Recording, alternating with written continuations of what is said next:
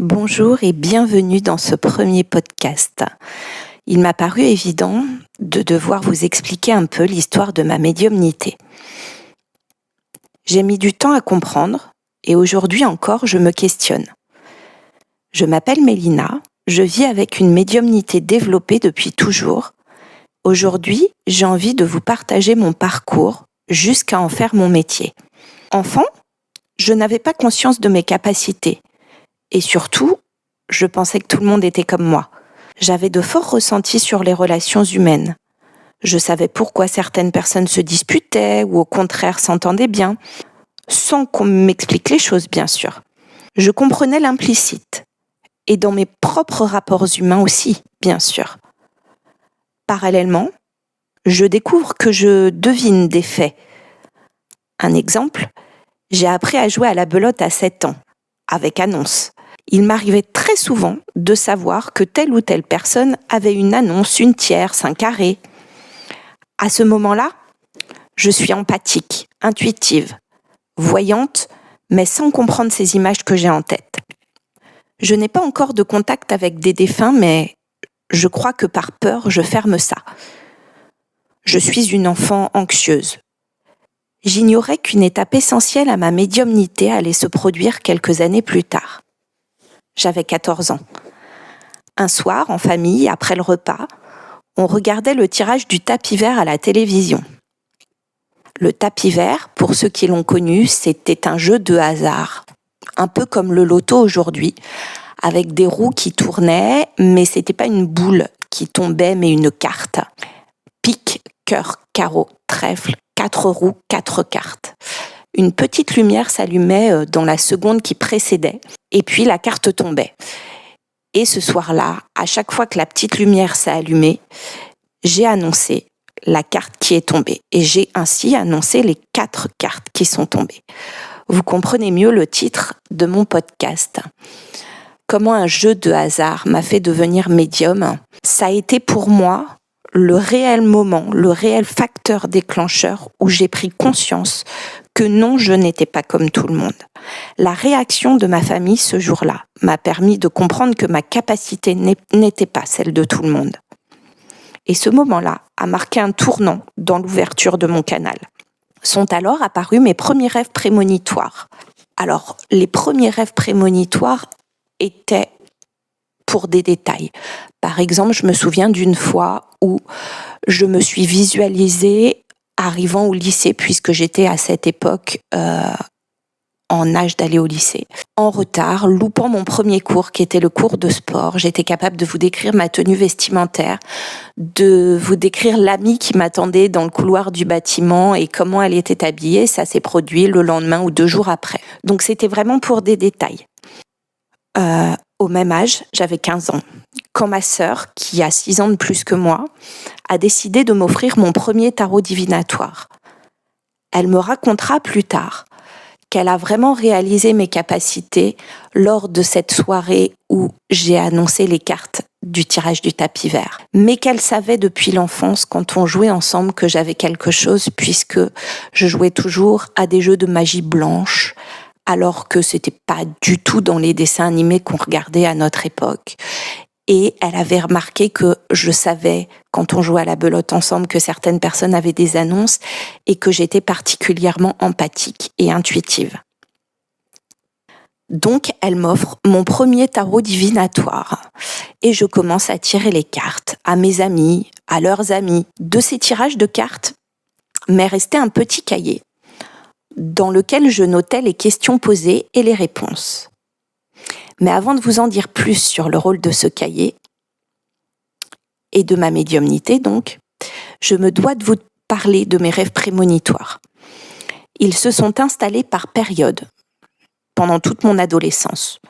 Souvent des broutilles, comme je vous disais, jusqu'au jour où, peut-être est-ce une sortie de corps, mais au réveil, j'étais convaincue d'avoir rêvé.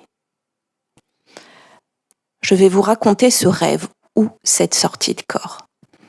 Je me suis vue dans une voiture avec 3 hommes que je savais être des voyous, des bandits, un peu excités, à la fois euphoriques d'avoir cambriolé, mais peur aussi. Et moi, j'étais avec eux, mais en spectatrice. Puis ils arrivent à un passage à niveau. Et le passage à niveau n'est pas fermé.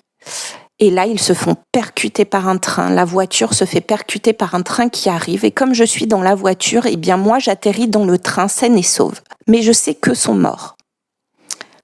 Mon rêve s'arrête là, ou ma sortie de corps.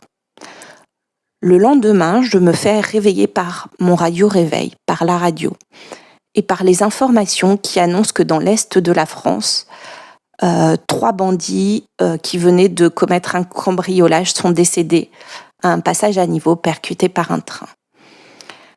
Ce moment-là m'a glacée, bien sûr, mais a été une autre étape très importante où j'ai pris conscience de mes capacités. Mais ça a aussi été le début de la peur. Alors, peur amplifiée par les films d'horreur, les lectures sur le paranormal qu'on découvre à cet âge-là. Au fond de moi, je ne veux pas être confrontée à ça. J'ai peur, je fuis, je commence à refermer mon canal. Du moins, j'essaye. Point d'orgue de cette période, mon petit cahier. J'ai une vingtaine d'années. Quand mes années fac se terminent, je déménage. Je reprends alors les notes de ce cahier en faisant mes cartons. Et là, je refuse d'accepter. La cerise sur le gâteau d'une peur déjà présente. À quoi vais-je être confrontée ? Dois-je me questionner ? Je choisis la fuite. Je me rends compte que 90% des choses écrites dans ce cahier se sont produites avec 10 ans de recul.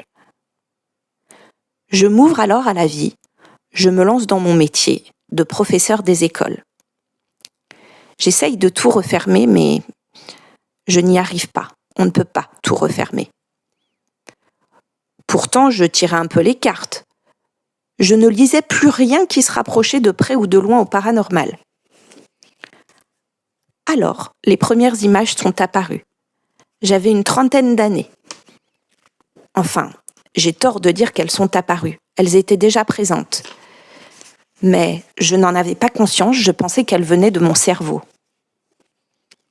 Là, je ne pouvais plus nier leur existence. À chaque fois que je faisais des tirages à des amis, ils étaient accompagnés d'images, puis de mots ou de phrases. À ce moment-là, j'ai compris ce que je ne voyais pas avant. Ce n'était pas ma voix que j'entendais. Ce n'était pas mon cerveau qui me parlait. Pour la première fois, j'ai su que quelqu'un communiquait avec moi. En parallèle, je me suis mise à consulter différents voyants et médiums, alors triés sur le volet. Ce fut une autre étape dans le développement de ma médiumnité. Je comprends maintenant qu'il fallait en passer par là pour me réouvrir, pour accepter. Je n'avais pas besoin de réponses sur mon avenir. J'avais juste besoin de me rendre compte que ça existait, vraiment. Que je n'étais pas seule, que je n'étais pas folle. J'acceptais que ça existait. Les 10 années précédentes, j'avais cherché désespérément par peur une preuve scientifique cartésienne que la médiumnité n'existait pas. Je n'en ai pas trouvé. Les années qui suivirent furent assez sereines émotionnellement parlant, jusqu'à ce qu'à 43 ans, on m'annonce un cancer. Je n'imaginais pas que la bataille qui s'ensuivrait allait me permettre d'ouvrir mon canal encore plus. Durant une année, j'ai travaillé sur l'idée de la mort, de ma mort. Enfin, de celle que je sais aujourd'hui n'être que la mort de mon enveloppe charnelle. C'est comme si apprivoiser l'idée de ma mort et la conscience d'un au-delà m'avait encore plus rapproché de ce monde qui n'est pas concret, mais pourtant bien présent. Je n'ai plus eu besoin de tirage de cartes. Mes images, mes mots se sont accompagnés de la présence de vos guides ou des défunts que vous avez connus ou qui vous ont connus. Et oui, parfois il faut remonter un peu dans le temps. Je vous entends déjà me demander « Mais tu n'as pas eu peur ?» Non. Je n'avais plus peur, j'avais compris et accepté. J'étais une intermédiaire. Depuis, je me mets à votre service et au leur. Et je me retrouve à vous raconter mon expérience dans ce podcast. J'aimerais beaucoup que dans le podcast suivant, on parle de la médiumnité au sens large du terme. Merci de cette écoute.